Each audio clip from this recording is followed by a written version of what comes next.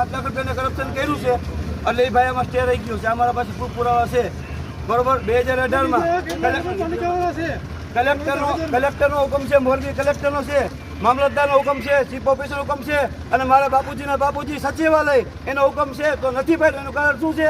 Corruption. હજી હું આમાં પૈસા દઉં તો મારું કામ ન પડે, પણ હું નાનો મજૂર માણસ છું બરોબર. ખેતી કામ કરું છું, મારે બીજી કોઈ આવક નથી એટલે હું આ મજૂરી કરી મારો ગુજરાન હલાવવા માટે મેં આ કર્યું છે બરોબર.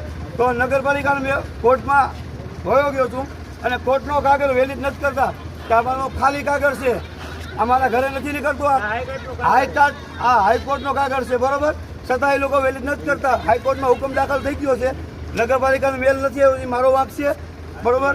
અને નમ્ર વિનંતી કે મેં આરટીઆઈ કર્યું છે, મને આરટીઆઈનો મહાનગરપાલિકાએ જવાબ નથી દીધો અને મારી જેટલી નોટિસ હોય એને મને જવાબ અત્યાર સુધી નથી આપ્યો. એનું કારણ શું? ભ્રષ્ટ અધિકારીઓ. આનો જવાબ ભ્રષ્ટ અધિકારીઓ રહેશે. નામથી કહું કે જે કાંઈ હતા 18માં બરોબર 3 થી 4 મારા નામ છે, એ બધાના નામ આવશે નહીં તો ખુલ્લા પડશે. શું કહ્યું?